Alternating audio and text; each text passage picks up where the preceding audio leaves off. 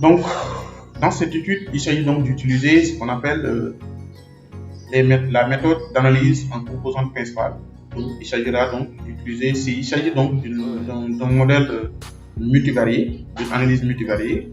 Donc, dans notre métier, ce modèle est classé parmi ce qu'on appelle les modèles non supervisés. Donc, c'est un modèle qui, l'objectif, c'est quoi? Donc, qui a pour but donc de faire ce qu'on appelle une déduction de dimension. Donc, dans l'étude classique de ce que nous connaissons, on sait que d'une manière classique en statistique, on a ce qu'on appelle l'analyse univariée, qui consiste donc à analyser les variables une à une. En gros, ce qu'on appelle la statistique descriptive. Ensuite, si on veut étudier une dépendance entre, par exemple, une variable, par exemple, la présence ou pas de la maladie cardiovasculaire et l'âge, histoire de voir est-ce que l'âge peut avoir un lien avec la maladie cardiovasculaire, on fait ce qu'on appelle une étude de dépendance. Donc, on s'intéresse dans ce cas-là à une éventuelle relation entre deux variables et ainsi de suite. Maintenant, lorsqu'on veut faire à plus de trois variables ou bien à plus de trois variables, on rentre dans ce qu'on appelle l'analyse multivariée. Mais dans la pratique, il arrive qu'on travaille sur des bases de données et ces bases de données se retrouvent, avec ces bases de données, on se retrouve avec des multitudes de variables, des dizaines, de centaines, voire même parfois plusieurs variables. Et donc, face à ces données-là, donc, vous comprendrez que le fait de prendre ces variables et de les étudier deux à deux risque d'être fastidieux, risque d'être complexe. Donc, la méthode d'ACP, justement, va nous permettre donc de pouvoir réduire. Par exemple, admettons que l'on ait une base de données qui est constituée d'une cinquantaine de variables. Donc, l'idée d'utiliser une méthode ACP va nous permettre donc de réduire ces 50 variables-là en quelques variables. Ces variables-là, dans le jargon, on les appelle des axes composants. Et l'idée donc, en gros, d'une manière classique, l'idée c'est de chercher donc à réduire toutes ces 50 variables, suivant l'exemple que je viens de considérer. L'idée consiste à les réduire au maximum possible en deux variables. Et autrement dit, on dira donc l'idée consiste à réduire donc ces 50 variables là en deux axes composants principaux. Autrement dit, on chercherait donc un plan optimum où il serait possible de projeter les 50 variables en ces deux dimensions là. Et l'idée donc c'est de trouver un plan qui sera capable de restituer au mieux l'information contenue dans notre jeu de données. Voilà en gros à quoi consiste la méthode ACP. Maintenant, dans cette étude, on a essayé d'appliquer cela dans des données temporelles qui varient de 2008 à 2022. Donc, il s'agit des données du Sénégal. Donc, l'idée c'est ce projet vise à classer les régions sénégalaises en groupes homogènes.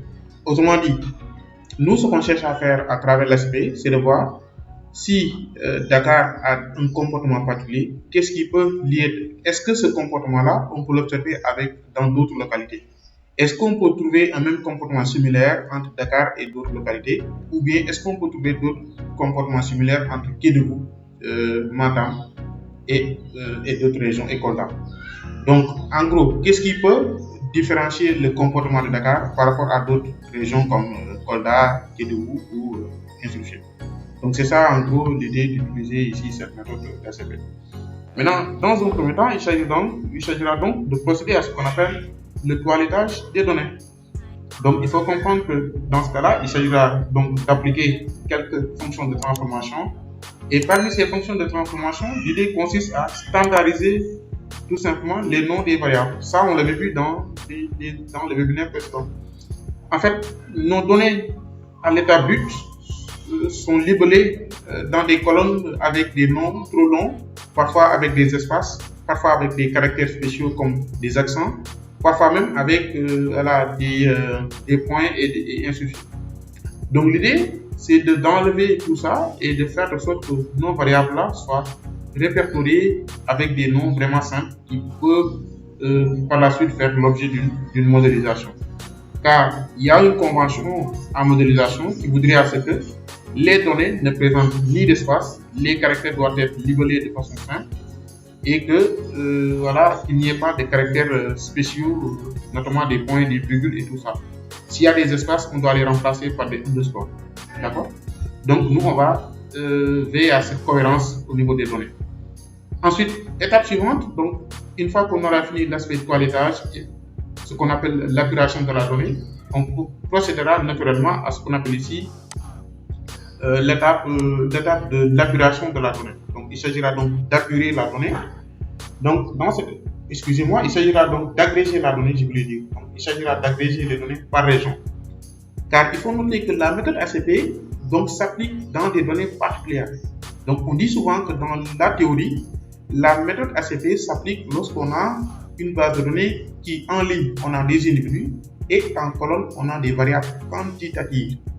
Encore une fois, il va falloir s'assurer que notre donnée se présente dans cette configuration-là où en ligne, on a des individus. Ces individus peuvent être des êtres humains. Ça peut être, dans notre cas, il s'agira donc des régions administratives du Sénégal, les 14 régions du Sénégal. Et en colonne, nous, on aura des variables quantitatives et il s'agira donc des variables, des indicateurs sanitaires, comme par exemple le nombre de cas de palu de chaque localité, le nombre de cas suspects, les années, et ainsi de suite, et ainsi de suite. Voilà. Et donc nous, en fait, il faut comprendre que la donnée a priori ne se présentait pas dans les conditions requises pour utiliser une méthode ACP. D'où maintenant ici l'intérêt de les agréger et de faire une étape pré-process, de préparer la donnée. Donc ici, ça va permettre donc de découvrir les différentes étapes en Python, pouvoir donc agréger cette donnée-là et d'en faire et de pouvoir appliquer une méthode ACP. Donc vous allez voir que voilà, ce sera très très utile pour la suite. Ok. Donc à l'issue de cette étape, donc il s'agira donc d'étudier ce qu'on appelle les patterns, c'est-à-dire les corrélations entre les variables. Ça c'est important parce que parmi l'une des hypothèses les plus requises en méthode ACP consiste à, il faudra donc s'assurer qu'il y ait des liens entre les variables à utiliser dans le modèle ACP. Et donc ici, nous, dans notre cas, il s'agira donc de voir quelques corrélations qu'il peut exister entre les variables. Et on verra qu'il existe de fortes corrélations entre ces variables-là. Et ça, à l'issue de cette étude, on pourra donc détecter ce qu'on appelle les variables actives. C'est-à-dire, on pourra donc se dire, voici les variables auxquelles on va utiliser pour estimer l'ACP. Et voici les variables auxquelles on va utiliser pour ce qu'on appelle plus tard les variables supplémentaires. On y reviendra. Maintenant, ici, on va parler du principe et de l'objectif de faire une ACP. Au départ, je l'avais expliqué. Je disais que, en fait, l'idée d'une ACP consiste à faire ce qu'on appelle une réduction de dimension. Donc, on est face à une problématique. On a une base de données qui fait, par exemple, des dizaines de variables. On veut étudier simultanément ces 10 variables-là. Contrairement à l'univarié où l'idée consistait à choisir une variable, l'idée consistait à choisir les variables une à une, et contrairement à une analyse bivariée où l'idée consiste à choisir les variables prises 2 à 2, l'idée, dans le cas d'une ACP, dans le cas d'une analyse multivariée, il s'agira donc d'étudier simultanément toutes les variables en même temps. Donc, vous comprendrez que ça devient donc un exercice complexe. Et donc, pour pallier à cela, l'idée donc d'utiliser naturellement une ACP consiste donc à réduire toutes ces dizaines de variables-là en 2 variables, c'est-à-dire en 2 axes composants. Et l'objectif donc consiste donc parce que l'idée donc d'une ACP, c'est de réduire ces 10 variables-là en 2 variables qui vont constituer ce qu'on appelle un plan. Maintenant, ce plan-là, pour être considéré, doit vérifier certains critères et on y reviendra. Donc, autrement dit, on cherchera donc un plan qui, au mieux, pourra donc restituer l'information contenue, toute l'information contenue dans notre jeu de données, c'est-à-dire dans les variables de départ. Donc, c'est ça l'idée c'est ça qu'on a traduit ici par ce qu'on appelle réduction de dimensions. Ensuite, il s'agira donc d'identifier, de faire procéder à une identification de structures. Cette méthode révèle donc des structures ou des motifs cachés. Donc, il s'agira donc, à travers cette ACP-là, de chercher ce qu'on appelle des données cachées, des informations cachées, permettant maintenant de regrouper les régions. Donc, il s'agira donc de chercher des caractéristiques, des comportements particuliers qui vont nous permettre donc de classifier des régions, à savoir est-ce que cette région-là est similaire à telle autre région vis-à-vis de ses comportements sanitaires, ou telle région-là est différente de telle région, et c'est ça qu'il explique en réalité. Et à l'issue de ça également, l'ACP peut nous permettre de détecter ce qu'on appelle des corrélations. Mis à part les calculs de coefficient de corrélation qu'on a à faire, l'ACP va nous permettre de détecter ce qu'on appelle les corrélations qui peuvent exister entre les variables considérées, notamment les variables actives. Et pour finir, on va parler ici de variables discriminantes. C'est-à-dire qu'à travers cette étude, cette analyse permet donc d'identifier ce qu'on appelle les indicateurs de santé les plus pertinents pour différencier les régions du Sénégal. Donc ça, c'est important. Donc c'est l'une des choses que l'on cherche à faire en utilisant justement cette méthode d'ACP. Et donc, ici, vous comprendrez que dans l'estimation de l'ACP, on a deux types de variables. Il y a ce qu'on appelle les variables actives. On va voir comment sélectionner ces variables actives-là dans la pratique. Et il y a également ce qu'on appelle les variables supplémentaires. Nous, dans notre cas, les variables actives, en réalité, les variables actives, ce sont les variables quantitatives utilisées pour construire les axes principaux. On y reviendra. Et ce sont les variables qui déterminent la structure de l'espace factoriel. C'est-à-dire que ce sont les variables qui contribueront à la construction des axes principaux. D'accord? Autrement dit, des axes composantes principales. Des axes composantes, du moins. Ensuite, il y a par ailleurs ce qu'on appelle aussi les variables supplémentaires. Ces variables supplémentaires-là ne contribuent pas a priori. Ce sont des variables qui ne contribuent pas à la construction des axes, mais qui, dans la pratique, sont utilisées pour caractériser au mieux encore les groupes, les classes qui ont été décelées par le modèle ACP. Donc, je pense que je vais marquer une pause pour ce qui est du diapo. Parcourir un peu le code et revenir maintenant pour continuer à vous expliquer un peu les principes et ainsi de suite, la méthodologie de l'ACP. Ok, c'est bon, parfait. Et donc, voilà, merci. Donc, dans un premier temps, ce qu'on va faire, c'est on va essayer d'abord d'appliquer les différentes premières parties qu'on a eu à présenter dans les diapos.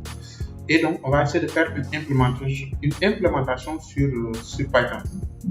Donc, l'idée de cette présentation, c'est de vous faire découvrir l'application de cette méthode d'ACP à travers le langage de programmation Python. Et ceux qui ont l'habitude de l'utiliser sur R, vous allez voir que c'est très très similaire.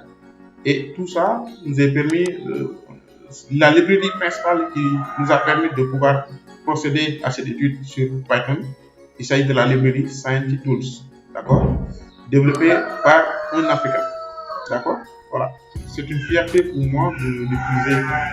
Ok. Ensuite, dans un premier temps, ce qu'on va faire, on va charger ces librairies-là, ok. Voilà, ça prend quelques secondes. En fait, ScientiTools est très similaire au résultat qu'on a sur R en réalité. Si vous avez eu la chance en fait d'appliquer les méthodes ACP sur R, vous allez voir que ScientiTools c'est juste une implémentation de ces résultats-là dans le langage de programmation Python. Donc vous allez voir que c'est très similaire. En fait, moi, c'est cette similarité-là, c'est cette manière de procéder qui m'a séduit et qui a fait que donc aujourd'hui, c'était ça qui a conduit en fait mon choix sur cette librairie-là. Mais effectivement, il existe d'autres librairies comme scikit-learn qui permettent d'appliquer cette méthode ACP pour ce qu'on est sur Python. Et donc, dans un premier temps, nous, on va charger ces librairies. Il s'agit de NumPy pour les calculs scientifiques, Pandas pour l'étape data wrangling, Seaborn pour la visualisation et ScientiTools pour les fonctionnalités du modèle ACP. Et par la suite, ce qu'on va faire, on va charger notre base de données. Voilà. Donc, la donnée elle est bien chargée. Maintenant, on peut l'afficher pour voir un peu. Excusez-moi. Voilà. Si on l'affiche, on obtient la chose suivante. Voilà. Et donc, on voit que donc, a priori, il s'agit des variables qu'on a. Donc, ces variables-là, je peux les afficher ici. Donc, je vais mettre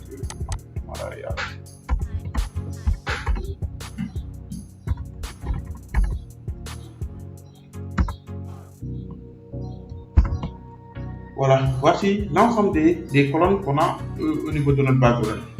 Donc, si vous regardez a priori, vous allez voir que, donc, par exemple, si vous prenez une colonne comme pays, donc vous allez voir que donc c'est pas trop propre, quoi. Donc il y a des coquilles, donc il y a des espaces.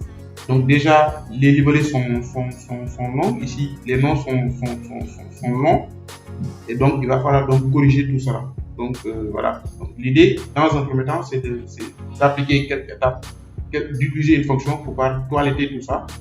Mais nous on va faire simple. Donc nous ce qu'on va faire, on va utiliser une fonction qu'on va appeler cleannames.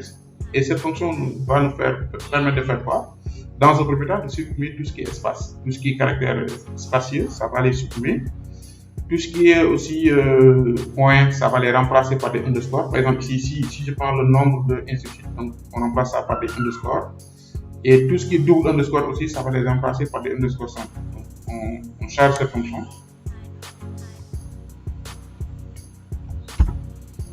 Maintenant, après le chargement de cette fonction, je vais venir l'appliquer ici à notre jeu de données, malaria, et le résultat obtenu, je vais stocker ça dans une nouvelle variable que j'ai appelée data.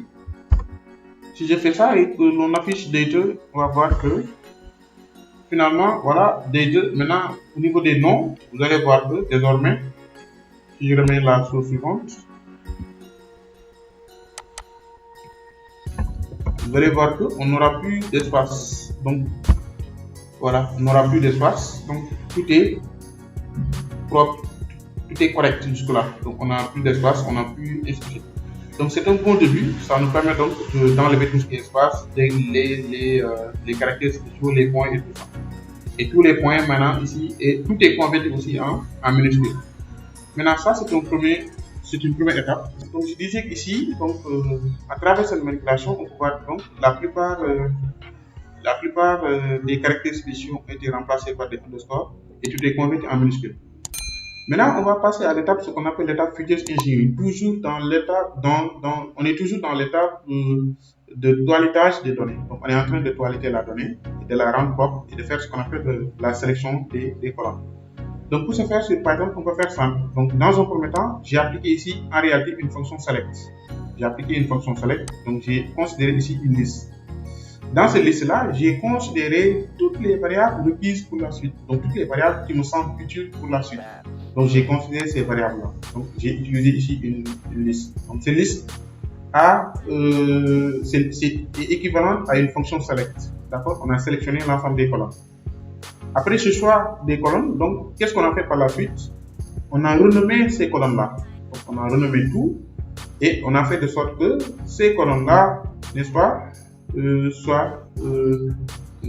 les a renommés de façon plus simple. Donc, par exemple, si on prend une colonne comme nombre total de consultations toutes causes, on l'a renommé, on lui a donné un nom simple, explicite, mais court, on a donné total consultation. Voilà. Et on a fait de sorte que la donnée soit libellée en anglais parce que en anglais, il n'y a pas d'espace. Le choix n'est pas en anglais. En anglais, il n'y a pas d'espace. Et c'est très explicite de les nommer comme ça. Ça, c'est la deuxième étape. Ensuite, troisième étape, on a fait des transformations avec assign ici. Ce qui nous a permis de renommer tout ça, c'était la fonction rename. Ensuite, on applique une fonction assign. Assign, c'est l'équivalent de ceux qui ont l'habitude de travailler sur R, c'est l'équivalent de mutate. Cette fonction donc nous permet de faire soit des transformations ou bien d'ajouter une colonne à travers des colonnes existantes. Donc dans cette fonction-là, on lui dit quoi? Par exemple, si vous prenez une colonne ici, par exemple, je vais prendre la colonne comme région. Je vais prendre au départ c'était région, oui. Donc je vais prendre région. Ensuite, je vais appliquer une fonction unique. Je vais appliquer une fonction unique. Voilà. Si on le fait, si vous regardez ici les modalités de la variable région, vous allez voir que Dakar est présent deux fois. Donc, Dakar est présent deux fois. La région de Dakar est présente deux fois en doublant pas. Parce qu'on a un Dakar en majuscule et on a un Dakar en minuscule. Donc l'idée c'est de corriger tout ça. Qu'est-ce qu'on fait? On applique une fonction ici de remplacement avec replace, une fonction de recodage, on dira, dans les jargons statisticiens. On va recoder. On lui demande Saint-Louis, tu remplaces ça par Saint-Louis en majuscule. On va rendre tout ce qui est minuscule en majuscule. Dakar, qui était en minuscule, on lui dit, il ne remplace désormais par Dakar avec tout en majuscule. On demande de faire ça dans un premier temps. Mais si on prend aussi une variable comme months, regardons par exemple months aussi, il y a pas mal de choses qu'il faut regarder au près, pouvoir y apporter ces corrections-là. Donc vous allez voir qu'ici, je pense qu'au départ c'était moi, voilà, c'était parce que ça n'a pas encore été renommé. Donc, je vais remettre moi, je pense que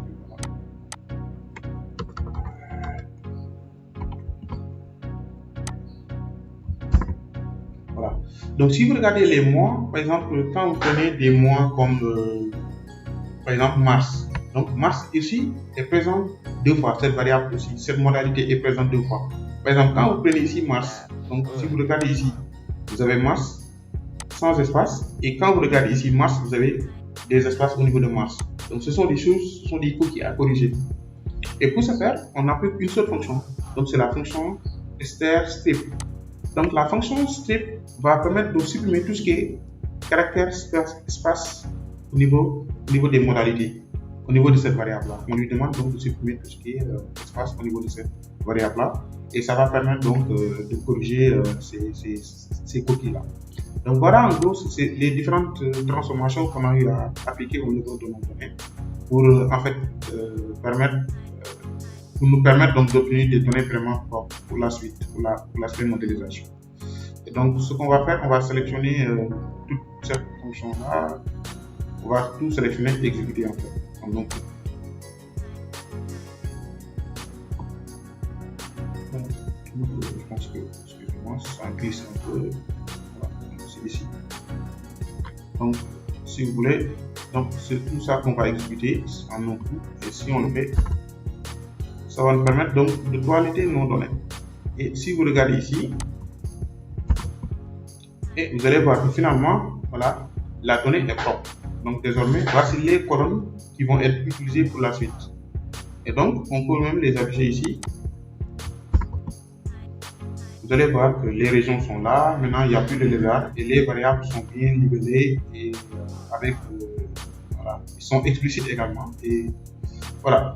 Donc, on vient de terminer l'étape pré-process, l'étape toilettage, agréation de la donnée. Maintenant, si vous regardez la donnée, donc elle ne se présente pas encore sous la forme classique pour pouvoir y appliquer une méthode ACP. Raison pour laquelle on va passer à l'étape suivante. On va agréger la donnée pour la faire apparaître sous la typologie classique et donc ensuite de pouvoir y appliquer une méthode ACP. Ok. Et pour cela, pour ce faire, on va faire une agrégation. Donc, qu'est-ce qu'on va faire dans un premier temps? Donc, en réalité, on va faire de sorte qu'au niveau des lignes, on ait les régions, les localités, notamment les régions administratives du Sénégal. Et au niveau des colonnes, on va cibler ce qu'on appelle les indicateurs sanitaires. Parmi ces indicateurs sanitaires-là, on peut citer quoi? Les consultations totales, les suspects de paludisme, les tests réalisés et les nombres de cas, et ainsi de suite, le nombre de patients hospitalisés, et ainsi de suite. Donc en fait, on va cibler toutes les colonnes, sauf les colonnes, parce que ces variables-là sont des variables qualitatives. Si on prend ici, par exemple, les années, on n'a pas besoin de considérer les années au niveau de nos colonnes.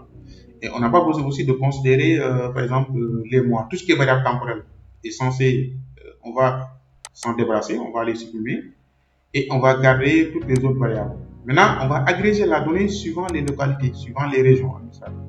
Et pour ce faire, on va appliquer une fonction de grouping et ensuite on va appliquer une fonction d'agrégation, notamment dit, on va calculer pour chaque région, on va agréger, obtenir ce qu'on appelle l'indicateur total. C'est-à-dire que par exemple ici, si on prend le nombre total de consultations, pour la région de Dakar, on aura le nombre total de consultations qui a été effectué de 2008 à 2022.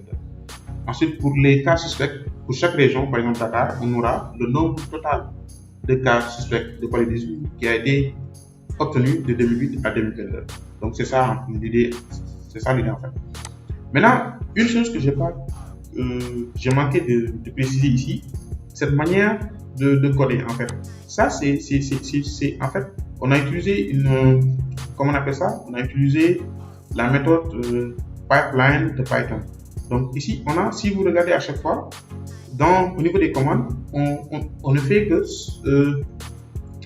superposer des fonctions. Donc on regroupe pas mal de fonctions, et ces fonctions-là, par exemple ici, on a fait appel à la fonction select avec une liste, on a fait appel à la fonction rename, on a fait appel à la fonction assign, qui est l'équivalent de mutate, et toutes ces fonctions-là ont été reliées à travers ce qu'on appelle des fonctions de pipeline. Ça, c'est une manière sur R d'appliquer des fonctions de pipeline, c'est-à-dire des fonctions de tutoring, de raccordement. Et c'est la même chose qu'on a eu à faire ici en regroupant une fonction drop qui va supprimer certaines colonnes, en appliquant une fonction group by qui va permettre de regrouper les colonnes suivant les régions, et en même temps en sommant pouvoir agréger les variables suivant cette fonction de grouping. Oui, parce que sur R, on parlait de pipeline en mode taille reverse, quoi. Et donc ici, c'est une manière pour moi de vous montrer comment on peut appliquer une fonction pipeline en mode Python, quoi. Donc c'est ça en gros, si je me fie à la question qui a été posée au niveau des chats. Voilà, donc on exécute tout ça, et en exécutant tout ça, ça va nous permettre donc de pouvoir générer une base de données qui va être utilisée par la suite par le modèle. Et donc voici la donnée qui sera utilisée par la suite. Donc c'est une donnée qui fait 14 observations. Donc ce sont les 14 régions du Sénégal. Et donc si vous regardez, donc on a une base de données désormais qui fait 14 régions et qui fait 10 colonnes. Donc l'idée par la suite, c'est d'utiliser une méthode ACP pour pouvoir étudier simultanément ces 10 colonnes-là en une analyse multivariée, mais également par la suite de voir qu'est-ce qui peut caractériser ces régions-là vis-à-vis de ces indicateurs sanitaires. Est-ce que Dakar a le même comportement que Fatick, Kaffrine vis-à-vis de ces indicateurs sanitaires, ainsi de suite. Est-ce que les hospitalisations sont liées de façon significative du moins, par rapport à une autre variable, comme par exemple les nombres d'hospitalisations ou autres, ainsi de suite. Donc c'est ça qu'on va essayer de découvrir par la suite. Donc, vous comprendrez que l'idée, tout ce qu'on a eu à faire, c'était pour préparer cette donnée-là. Car pour appliquer une méthode ACP, il faut que la donnée soit dans cette forme-là, ou en ligne. On a des individus, ça peut être des pays, ça peut être des localités, ça peut être des régions, ça peut être des animaux, ça peut être des voitures, ça peut être tout ce qu'on veut. Et en colonne, on a les indicateurs, ça peut être et ça doit être des variables de préférence quantitatives. C'est vrai que d'une manière avancée, on peut avoir des variables qualitatives, mais souvent ces variables qualitatives-là seront considérées a priori comme étant des variables supplémentaires et ne contribuent pas à la constitution des axes. Mais dans notre cas, l'ensemble de nos variables considérées sont des variables quantitatives. Et donc, on vient de créer une base de données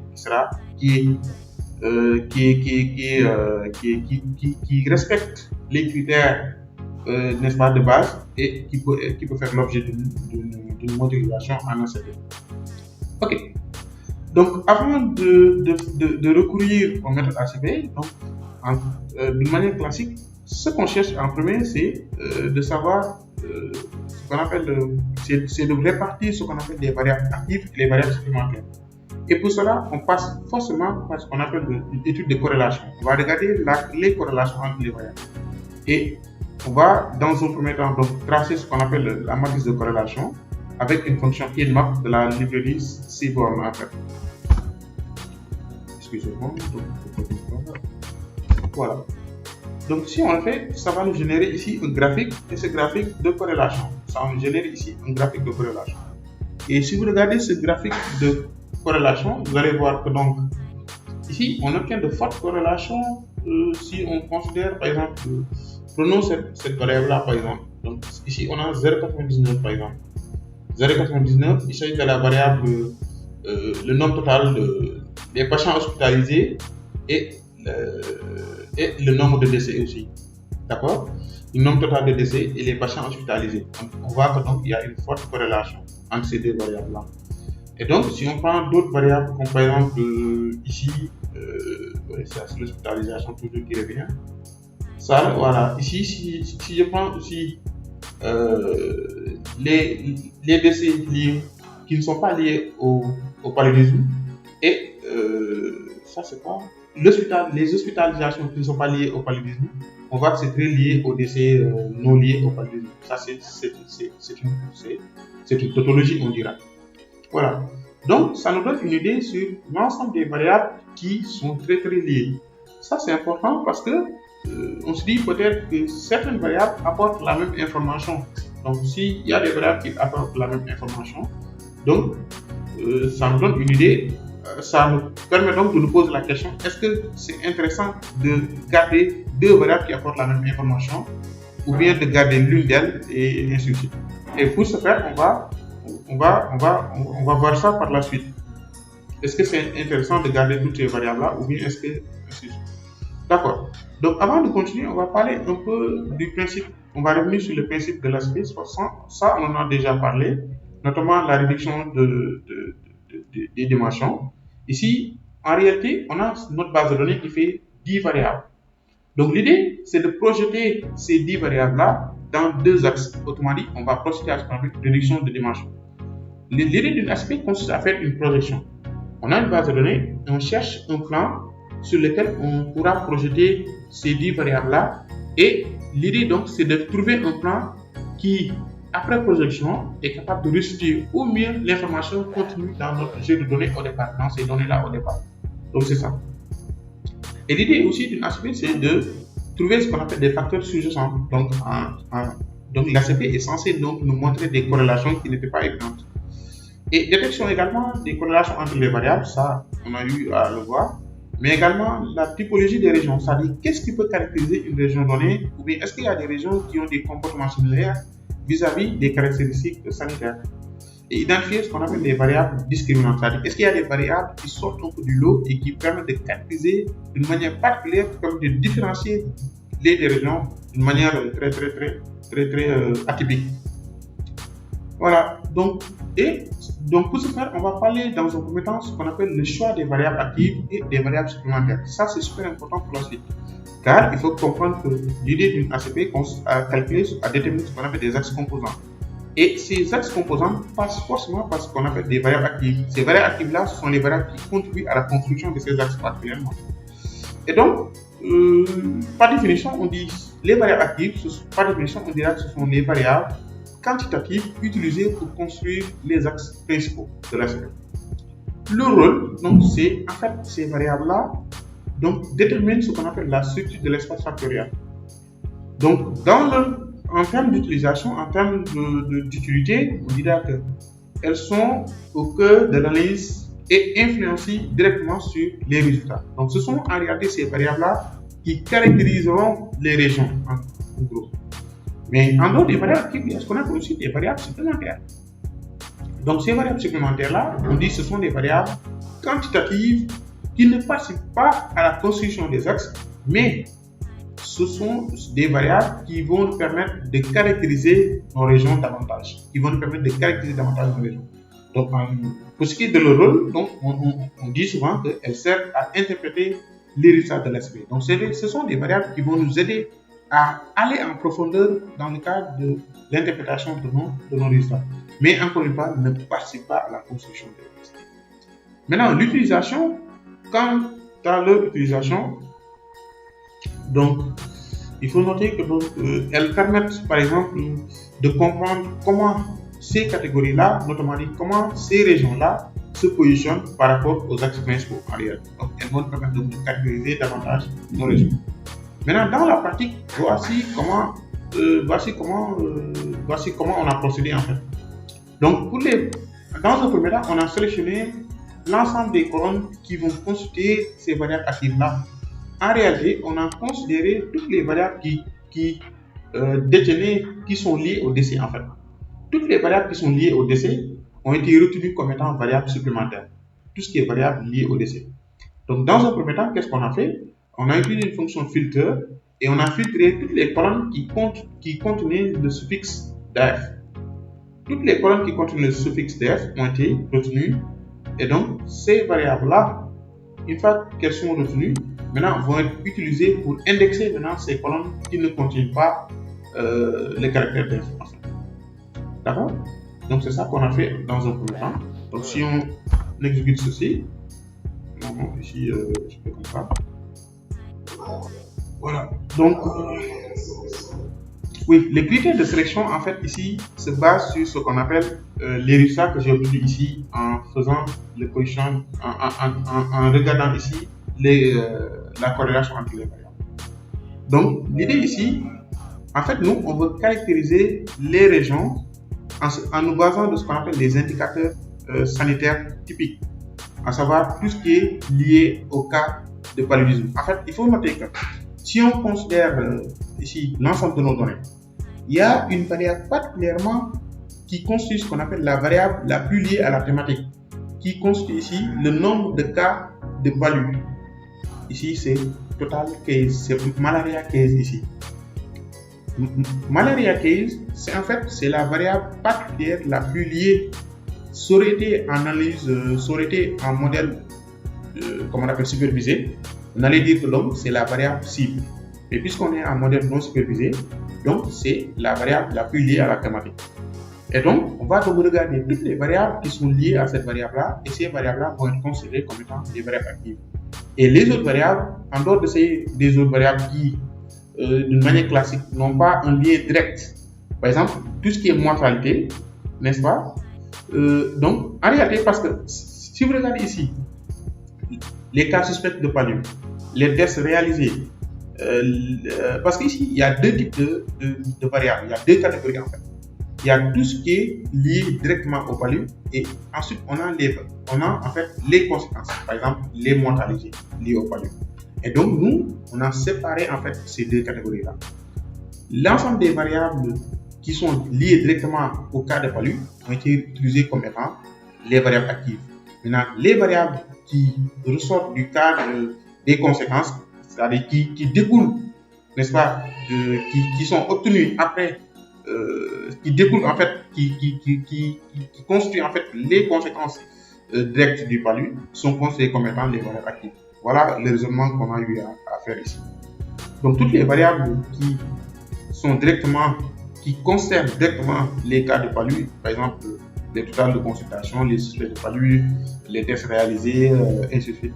Et maintenant, tout ce qui est lié au décès, ça ce sont les conséquences. Tout ce qui est lié au décès, donc ça va constituer tout simplement les variables supplémentaires. Donc on a deux catégories. Les variables qui causent ou bien qui contribuent à l'évolution du palu et les conséquences, notamment dit les décès liés au palu. Et donc on a séparé tout ce qui est variable liée au palu, donc c'est considéré comme variable active. Tout ce qui est conséquence, c'est considéré comme variable supplémentaire. C'est comme ça qu'on a procédé. Ok, donc ceci étant dit, maintenant après, voilà, donc ici on avait, voilà, donc on était là, sur les variables, donc tout ce qui est variable lié au décès, donc ce sera considéré comme variable variable, je voulais dire, ce sont les variables supplémentaires, et tout ce qui est variable lié au cas de palu, donc le suspect, hospitalisation, et ça, ce sont les variables considérées comme étant des variables actives. Et donc, on va générer donc deux bases de données, la donnée des variables supplémentaires et la base de données des variables actives. Si on le fait, donc, on peut voir ici, par exemple, les variables actives. Et donc, ça concerne toutes les colonnes sauf les cas de décès. Et si on prend ici le def des variables supplémentaires, on va voir que c'est constitué l'ensemble des variables qui constituent tout simplement les décès. Donc, c'est trois variables. Donc, en gros, on a ici 7 variables actives et 3 variables supplémentaires pour faire notre modèle ASCII. Ok. Maintenant, on passe par la suite à ce qu'on appelle ici la spécification du modèle. Donc, on a fini maintenant de considérer les variables actives et les variables maintenant supplémentaires. Maintenant, on va passer à ce qu'on appelle la spécification du modèle. Maintenant, pour ce qui est de la spécification du modèle, ce qu'on va faire dans un premier temps, c'est on va spécifier ici le modèle. Donc, ça, j'ai présenté là, j'ai fait exprès de vous montrer ici les commandes de base utilisées par la fonction PCA, notamment la fonction ACP, le modèle ACP du modèle. Et parmi ces fonctions de base, parmi les arguments, les fonctions qu'on n'a pas eu à, parmi les arguments qu'on n'a pas eu à parler, en fait, il s'agit ici de la standardisation. Il faut comprendre que ça, c'est une transformation obligatoire lorsqu'on utilise un modèle ACP. Parce qu'il faut noter que si on prend par exemple les variables actives, les variables qui vont être utilisées pour estimer le modèle ACP. Par exemple, si on a les totals de décès, les cas de le nombre et ainsi de suite, donc c'est des variables qui se présentent dans des unités différentes d'une manière générale ici, voilà. Donc on a des variables souvent qui se présentent dans des unités différentes et qui, en termes d'échelle aussi, sont libellées dans des échelles différentes. Par exemple, on a des variables qui font des milliers et on a d'autres variables qui font des centaines et ainsi de suite. Donc on a des variables qui se présentent dans des distributions à échelle différente, à échelle variable. Et quand on donne ça au modèle, il se pourrait que le modèle ne soit pas performant. C'est ce que stipule la théorie. Et maintenant, pour pallier à ce manquement, qu'est-ce qu'on fait? On est obligé de standardiser la donnée. Et d'habitude, en méthode ACP, la méthode de standardisation utilisée, c'est ici de la méthode comment on appelle ça, centrée réduit des données. Donc le fait de centrer et de réduire nos données, ça va permettre de faire de sorte que l'ensemble de nos données tourne dans une plage et dans une même plage, et ça va permettre donc d'enlever ce qu'on appelle l'influence des unités. Et donc ça, c'est des fonctions qui sont souvent appliquées en back-end en réalité. C'est bon? Voilà. Donc ça, il faut le comprendre. Donc dans ce premier temps, on va spécifier le modèle qui est là. Après la spécification du modèle, maintenant on va estimer le modèle. On va entraîner le modèle sur maintenant nos variables actives. On va lui donner les variables actives et on va utiliser la fonction fit pour estimer. Ok, donc le modèle vient d'être estimé. Voilà, donc après que le modèle vient d'être estimé, maintenant on va passer à l'étape interprétation des résultats. On va regarder un peu les résultats du modèle et ce qu'on appelle l'estimation et le choix également des axes composants plus tard. Maintenant, les critères, on va regarder ce qu'on appelle les critères pour choisir ce qu'on appelle le nombre d'axes. En gros, il ne faut pas oublier que l'idée d'utiliser une méthode ACP consiste à partir d'une base de données avec 7 variables et de les projeter dans un plan constitué par ce qu'on appelle deux axes principaux. Mais le choix du plan n'est pas anodin. L'idée, c'est de chercher un plan qui, au mieux, pourra donc restituer au maximum possible l'information contenue dans notre jeu de données. C'est ça l'idée en fait. Et donc, c'est ça qu'on va faire. Donc, ici, donc, on va parler un peu des critères. Parmi ces critères-là, on va parler de ce qu'on appelle des valeurs propres. Donc, les valeurs propres, en gros, donc chaque valeur propre est associée à ce qu'on appelle une composante principale et quantifie la part de variance des données qu'elle explique. Ça veut dire qu'en réalité, la valeur propre n'est rien d'autre que ce qu'on appelle l'information que contenait notre base de données initiale. D'accord? Et il faut comprendre que l'idée, c'est de faire une projection. Donc, ces valeurs propres-là constituent ce qu'on appelle l'inertie. C'est l'information contenue au départ dans notre jeu de données. Ok. Maintenant, l'interprétation des valeurs propres. Donc, on cherchera donc à ces valeurs propres. On parle de variance expliquée. Et donc, la somme des valeurs propres correspond à une valeur totale des données en réalité. Par exemple, si on considère les deux axes principaux, les deux premiers axes, en faisant la somme des valeurs propres, n'est-ce pas? On va essayer ça va donner une idée sur chaque axe, combien il restitue du moins vis-à-vis des informations contenues dans notre jeu de données. Chaque axe, à quel niveau un axe peut restituer l'information qui est contenue dans notre jeu de données. Maintenant, il y a un autre critère plus classique que les gens utilisent souvent pour faire le choix des axes principaux. Et parmi ces critères-là, il y a ce qu'on appelle les critères de Kaysen. Donc, il s'agit d'une règle couramment utilisée consistant à retenir que les composantes dont les valeurs propres sont supérieures à 1. D'accord?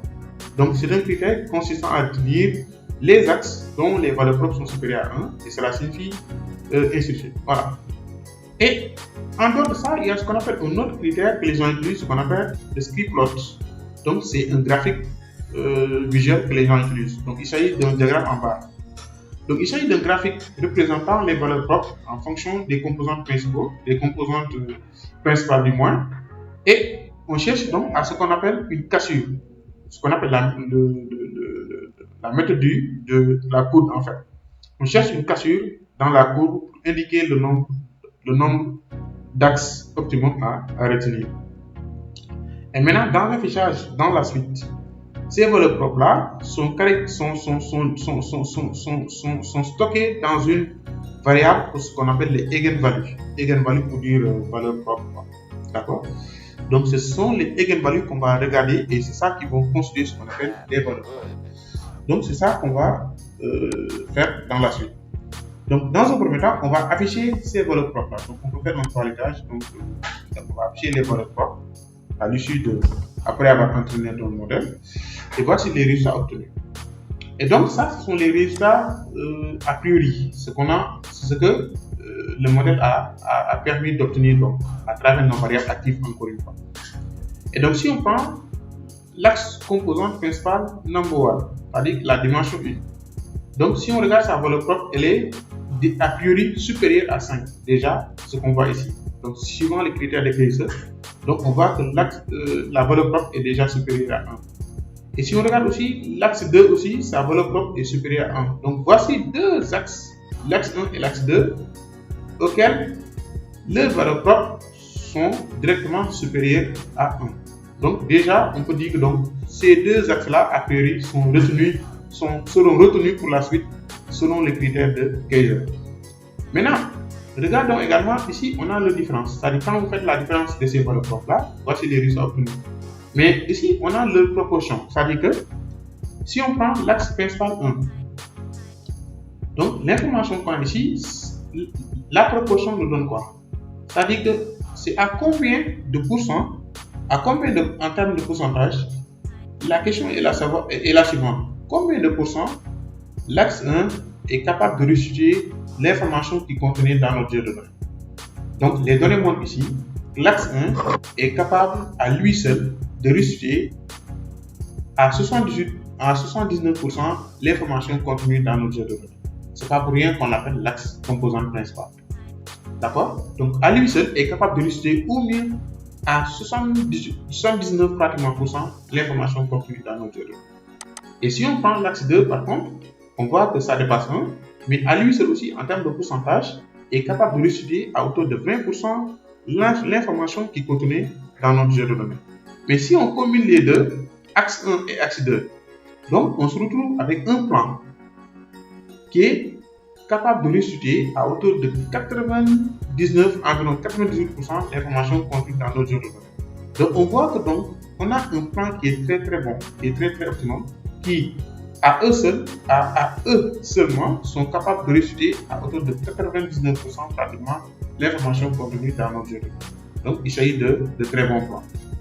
Donc on va considérer par la suite que les deux axes, axe 1 et axe 2. Et tout ça, on peut le voir également avec ce qu'on appelle le graphique visuel ici des valeurs propres. Et donc, excusez-moi, c'est ici. Voilà. Non, c'est comme ça. Voilà. Donc, on peut le voir ici. Donc, à travers ce graphique visuel, ça, c'est le critère de script plot, où on cherchait ce qu'on appelle autrement dit, à détecter ce qu'on appelle une cassure. On voit autour de ces deux axes, à partir du deuxième axe, on obtient une forte cassure des valeurs propres. Et en observant cette cassure-là, on se dit donc les deux axes-là vont constituer ce qu'on appelle nos axes principaux et vont constituer ce qu'on appelle les plans optimaux. Donc c'est ça qu'on appelle la méthode script plot. Ensuite, pour finir, on va maintenant regarder ce qu'on appelle ici les autres. On va faire un sommaire pour afficher l'ensemble des informations obtenues à travers notre modèle ACP. Et pour ce faire, on va utiliser la fonction summary qui va nous résumer les résultats du modèle ACP. Faisons la chose suivante. Et voici les résultats obtenus.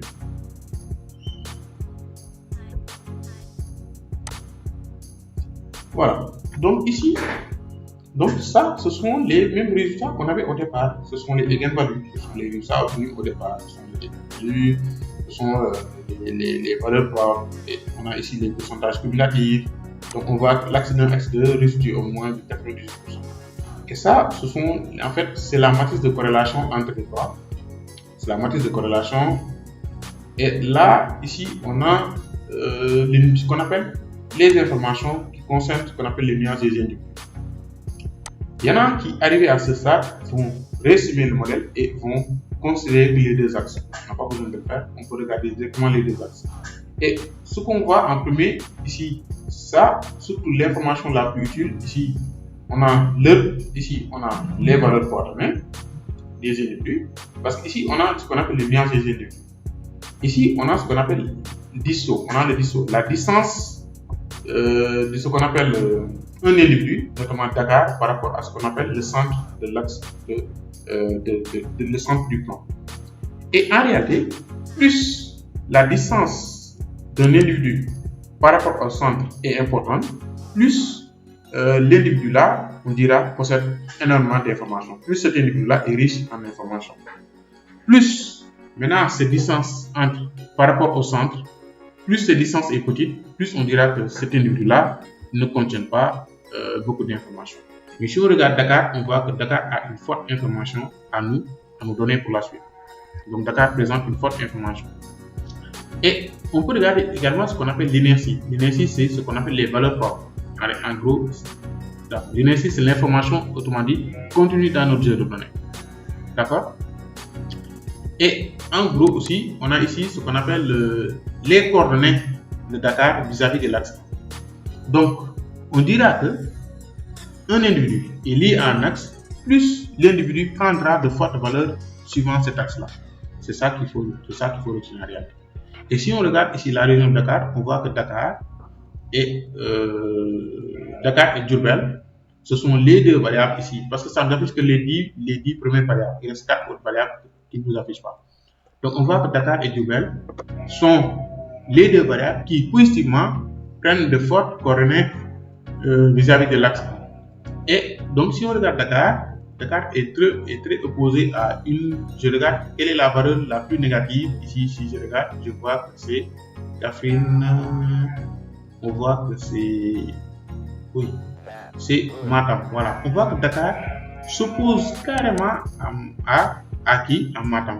Parce que déjà, Matam est très lié à l'axe 1, mais a des coordonnées négatives, alors que Dakar ici a une forte coordonnée positive. Matam a la plus forte coordonnée négative. Puisqu'ils sont de signes contraires, on va dire Dakar s'oppose à Matam sur l'axe 1. C'est comme ça qu'on pourra interpréter ces résultats-là. Maintenant, on peut regarder aussi en termes de contribution. Quelle est la contribution de Dakar, notamment à la construction de l'axe 1? On voit que Dakar a la plus forte contribution. Autrement dit, Dakar caractérise l'axe 1.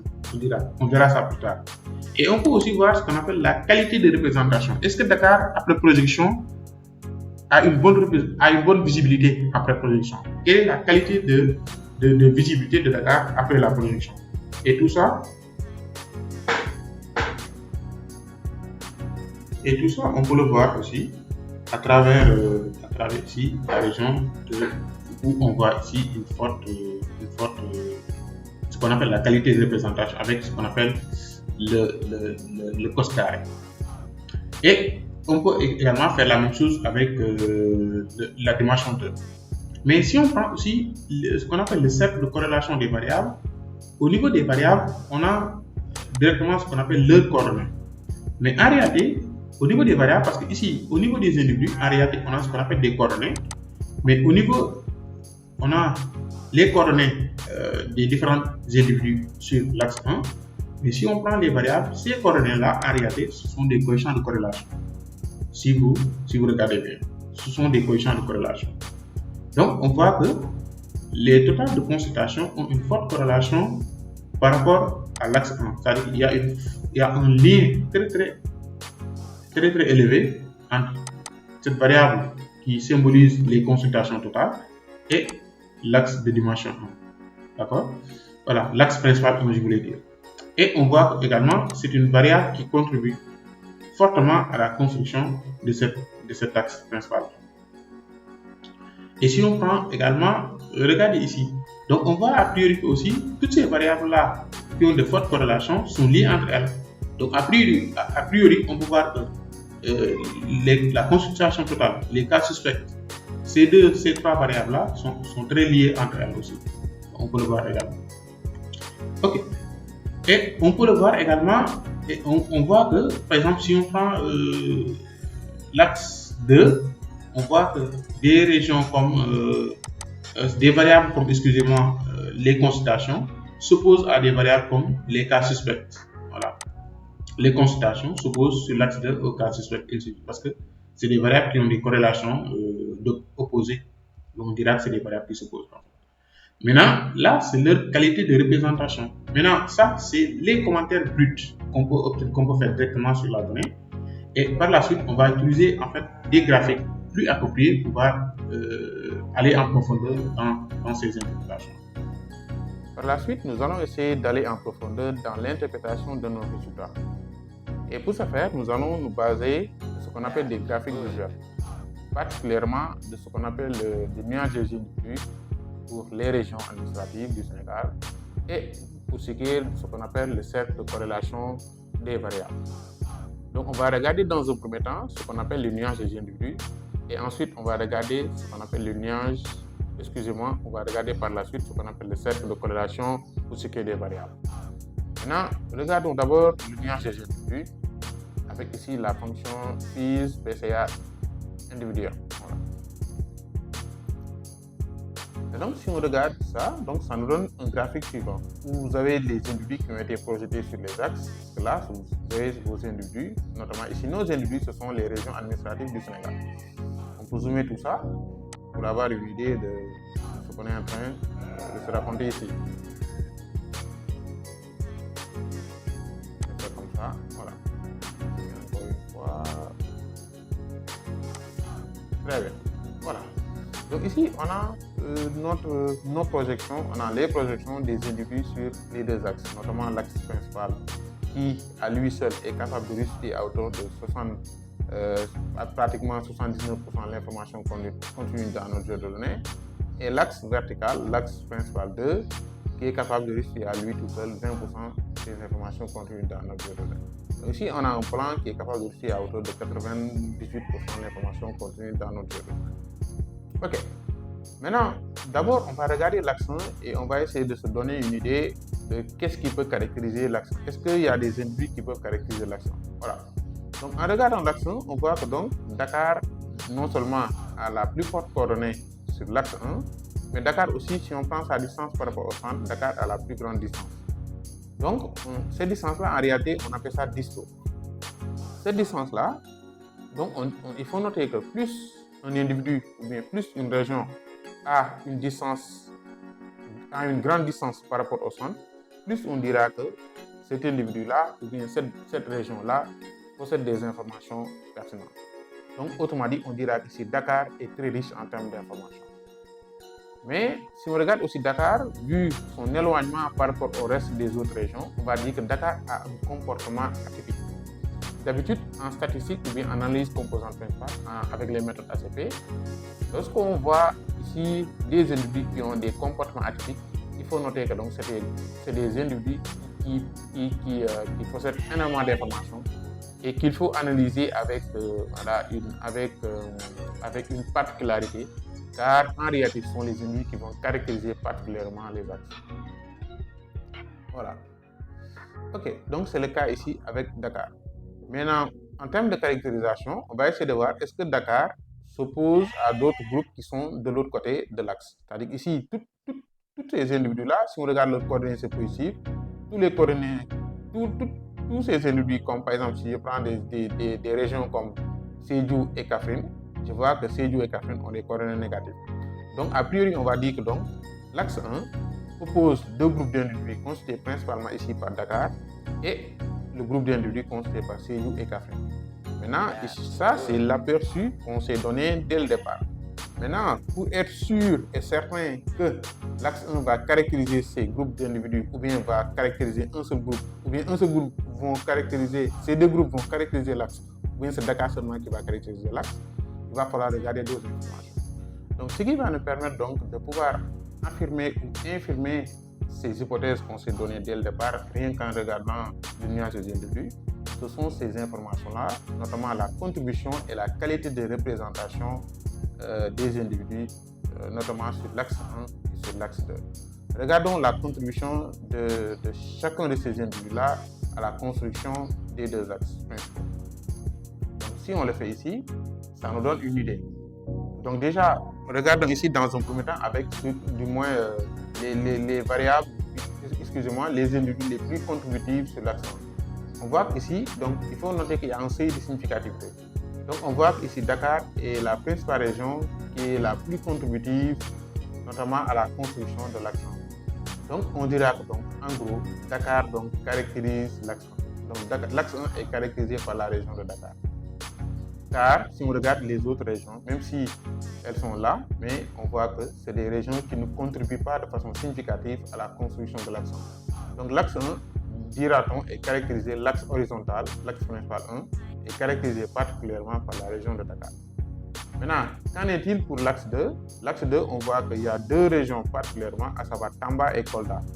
Dakar, même si Dakar revient, mais Dakar a une forte contribution sur l'axe 1, donc on va garder Dakar pour l'axe 1. Et on va dire si l'axe, ce sont les régions de Kolda et de Tambacounda qui vont caractériser l'axe 1, l'axe 2 du moins, l'axe composante verticale. Donc c'est clair, donc l'axe composante principale est caractérisé par Kolda et Tamba. Mais en termes d'opposition, on voit aussi Kolda et Tamba s'opposent à Saint-Louis et Louga. Mais si on regarde ici en termes de contribution sur l'axe 2, Saint-Louis et Louga n'ont pas une contribution positive. Donc on va retenir que Tamba dans ce cas-là et Kolda. C'était pareil avec Dakar, puisque Dakar était là. Dakar s'oppose à des régions comme sur l'axe 1, à des régions comme Sédhiou et Kaffrine. Mais si on regarde les variables contributives, les individus contributifs sur l'axe 1, on voit que ces variables-là ne contribuent pas. Donc on va retenir que Dakar. Donc en gros, retenez que l'axe 1 est caractérisé par la région de Dakar et l'axe 2 est caractérisé par le groupe de régions comme Kolda, constitué par Kolda et Tambacounda. Ok. Et donc, on va essayer de faire pareil, mais cette fois-ci, on va analyser ce qu'on appelle les variables prises entre elles. Et pour cela, on va regarder ce qu'on appelle le cercle de corrélation des variables. Regardons le cercle de corrélation des variables. Dans un premier temps, ce qu'on va faire, on va tracer ce cercle de corrélation. Ensuite, ce que je peux faire pour améliorer ce commentaire-là, c'est de zoomer tout ça. Donc, si on zoome tout ça, donc ça nous donne une idée de ce qu'on est, de comment sont ces variables-là vis-à-vis des axes principaux. Et donc, comme ce qu'on a eu à faire auparavant, on va commencer par l'axe vertical. Excusez-moi, par l'axe horizontal, l'axe principal 1. On va commencer par l'axe horizontal, l'axe des abscisses, si je peux m'exprimer ainsi. Si on regarde l'axe vertical, on voit a priori que les cas d'hospitalisation de palud sont les plus liés à l'axe 1. Parce que si on regarde l'angle que forme cette variable-là par rapport à l'axe 1, on voit que c'est l'angle le plus faible. Parce que on dira que donc, cette variable est plus corrélée à l'axe 1. Donc, a priori, on peut dire que l'axe 1 est caractérisé par cette variable-là, notamment les cas d'hospitalisation de palud. Mais on peut voir aussi ces d'autres variables comme les tests réalisés et les cas suspects de paludisme également sont proches de l'axe 1 et proches également de cette variable-là, notamment les cas hospitalisation de palud. Car c'était des variables qui étaient très liées. Donc en gros, on va dire que l'axe 1 est caractérisé plus par ces trois groupes-là et principalement par cette variable, notamment les cas hospitalisation de paludisme. Mais entre autres, on peut ajouter aussi que cette même axe est caractérisé aussi par... Dans cet axe, on peut voir que donc on a les tests de réalisés qui sont élevés et des cas suspects également qui sont importants. Et il faut noter qu'en termes d'interprétation, plus la variable est proche du cercle de corrélation, plus on dira que cette variable-là possède de l'information, c'est-à-dire qu'elle contient beaucoup d'informations et riche en termes d'informations. Plus aussi, on dira que cette variable a une bonne visibilité, car il s'agit ici d'un cercle de corrélation, excusez-moi, de rayon 1. Mais si on regarde aussi l'axe, on voit aussi ces groupes de variables-là, à savoir les cas total de consultation. Ici, on voit que c'est les consultations non liées au paludisme. Et on voit ici, voilà, voilà. Donc, toutes ces variables-là sont plus liées à l'axe 1 qu'à l'axe 2. Mais la variable qui est plus liée à l'axe vertical, notamment à l'axe des ordonnées, c'est en fait les cas de palu. Donc, on va dire que l'axe vertical ici, vis-à-vis des variables, du cercle de corrélation des variables, on va dire que l'axe 2, cette fois-ci, est caractérisé par les cas de paludisme. Donc, les cas de paludisme, en gros, caractérisent l'axe vertical et les cas d'hospitalisation liés au palud caractérisent, disons, l'axe 1. Et aussi, on voit que l'axe 1 aussi est caractérisé par les tests réalisés, mais également par l'ensemble de ces groupes de variables, notamment les cas d'hospitalisation de paludisme. Voilà en gros ce qui caractérisait ces différents axes, notamment en termes de variables. Mais on peut faire pareil aussi en termes de contribution de ces deux axes, donc de ces deux variables, de ces deux axes. Effectivement, on peut regarder les variables les plus contributives, notamment à la construction de ces deux axes. Et donc, si on regarde bien, on voit que sur l'axe 1, on a pratiquement les cas d'hospitalisation liés au palu, hospitalisation malaria patient. On a également ici les cas suspects de palu et les tests réalisés. Il s'agit donc de ces trois variables-là qu'on a mentionnées tout à l'heure. Donc ce sont ces trois variables-là qui contribuent le plus à la construction de l'axe 1. Notamment dit, ce sont ces trois variables-là qui caractérisent l'axe 1. Notamment les cas d'hospitalisation de palu, les cas suspects et les tests réalisés en termes de paludisme.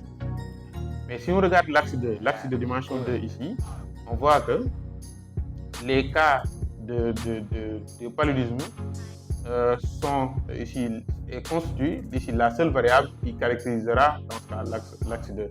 Donc l'axe 2 est caractérisé principalement par les cas notés de paludisme. D'accord? Donc c'est cette variable-là qui prend ici de fortes coordonnées sur l'axe vertical 2. Ok.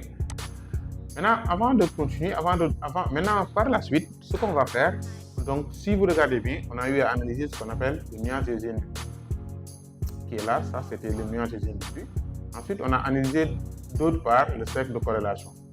Par la suite, vers la fin, on va faire ce qu'on appelle une jonction des deux. On va fusionner, on va faire une merging, on va fusionner le nuage gégien du but et le cercle de corrélation pour pouvoir maintenant caractériser, donner une interprétation pertinente de ces deux axes-là et donc voir donc le comportement de ces régions-là. Et donc pour comprendre le comportement réel de ces localités, de ces régions en termes de regroupement ou bien en termes de dispersion, on va donc fusionner le cercle de corrélation et le nuage gégien du but. Et le graphique qui nous permet de faire ça, c'est ce qu'on appelle le biplot. On y reviendra. Mais avant le biplot, on peut ajouter aussi ce qu'on appelle les variables supplémentaires. Car les variables supplémentaires, ce sont des variables qui vont nous permettre de caractériser davantage les axes principaux. Et ça va nous permettre donc de pouvoir affiner, du moins approfondir les interprétations, notamment dans ce qu'on verra ici, notamment lorsqu'on va visualiser ce qu'on appelle le biplot. Ok. Avant cela, on va expliquer un peu comment ça marche. Donc, on va donc réestimer le modèle ACP en introduisant cette fois-ci ce qu'on appelle les variables quantitatives supplémentaires. Et pour ce faire, il va falloir donc que j'affiche cela. Donc, dans un premier temps, qu'est-ce que je vais faire? Je vais afficher l'ensemble de nos bases de données. Je vais afficher l'ensemble de nos variables et on va regarder les positions de ces variables supplémentaires. Voici l'ensemble de nos données.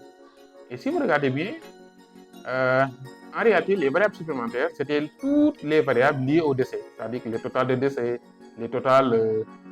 c'était les décès totaux. Ici, les décès, l'ensemble des décès. Ici, on avait les décès liés au palu et les décès non liés au palu. Tout ce qui est lié au décès était considéré comme variable supplémentaire. Mais si vous regardez la position de ces colonnes, celle-ci se trouve, parce qu'ici, on a 10 colonnes. Regardez ici, on a 10 colonnes. Celle-ci se trouve à la position 8, 8e colonne, 9e colonne, 10e colonne. Donc en Python, tout le monde sait que 7 renvoie à la 8e colonne, 8 renvoie à la 9e colonne, 9 renvoie à la 10e colonne. Donc il s'agit de l'indice ou bien des positions des variables supplémentaires, c'est ce qui a été mentionné dans cette liste-là. Donc on va faire ça. Et une fois qu'on aura fini de lui mentionner la position des variables supplémentaires dans cette donnée qu'on va utiliser par la suite, maintenant on pourra spécifier le modèle ici, encore une fois, Et par la fin, on pourra donc réestimer le modèle en exécutant tout ça. Donc, on va sélectionner tout. On va exécuter. Et donc, on vient donc d'estimer notre modèle ACP, cette fois-ci en introduisant ce qu'on appelle les variables supplémentaires. Et donc, on peut afficher maintenant le cercle de corrélation cette fois-ci pour voir un peu, une fois qu'on est fini d'introduire les variables supplémentaires. Et effectivement, c'est ce qu'on a ici. On voit que désormais, les variables supplémentaires ont été ajoutées. Et c'est ce qu'on note ici. Et en termes de variables, on voit ici, c'était les variables, les décès liés au paludisme. D'accord. Maintenant, pour interpréter tous ces résultats-là, notamment variables actives, variables supplémentaires, en plus des nuages du flux, on va tracer un dernier graphique, ce qu'on appelle le biplot. Encore une fois, le biplot, c'est un graphique qui va nous permettre de faire une jointure entre les graphiques qu'on a vus respectivement. Voilà ce qu'on obtient. Voici ce qu'on appelle le biplot. D'accord? Et on va zoomer encore une fois. Essayons de zoomer tout ça. Je vais faire comme ça.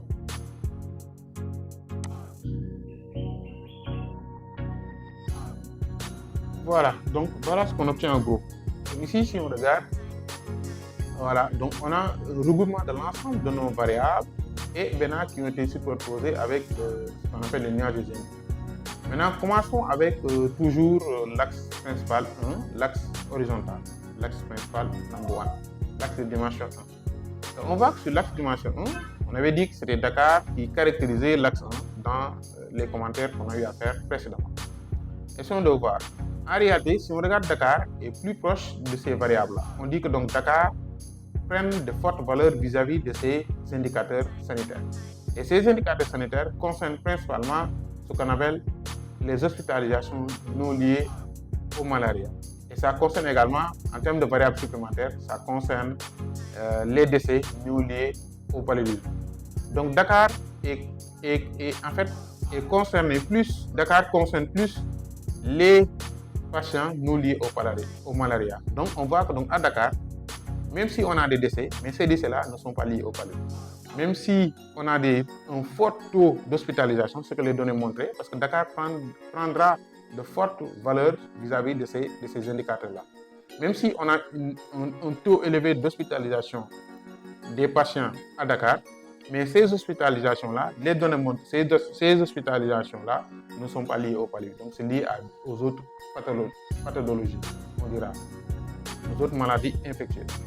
Et donc, mais par contre, si on regarde l'axe principal 2, l'axe vertical, l'axe de dimension 2, on voit que Kolda est très proche de malaria, des cas de malaria. Autrement dit, Kolda et Tamba prennent de fortes valeurs vis-à-vis des cas de paludisme. On peut dire que donc dans ces localités de Tamba et de Kolda, et principalement de Kolda, on note des cas, c'est dans cette localité-là où on note principalement les cas élevés comment on appelle ça, les cas élevés de paludisme. Mais les données montrent également, en réalité, les décès aussi, c'est dans ces localités-là. Et principalement dans la localité de Tamba, où l'on note plus les décès liés au paludisme. Donc les décès et les cas de palu les plus élevés, la prévalence, les fortes prévalences des cas de palu sont plus notées. Donc les données montrent que les fortes prévalences des cas de palu sont plus notées dans ces localités de Kolda principalement et de Tambacounda. Et également, c'est dans ces localités-là où l'on note le plus de décès. Donc, en gros, voici ce que l'étude a pu démontrer et tout le monde est d'accord qu'en fait, ceci reste cohérent avec les statistiques que Mokhtar et les autres ont eu à communiquer lors du démarrage de ce webinaire. Ceci étant, donc, nous vous remercions d'avoir participé à ce webinaire et nous vous donnons rendez-vous prochainement pour d'autres études encore plus pertinentes et encore plus passionnantes. Merci et à la prochaine.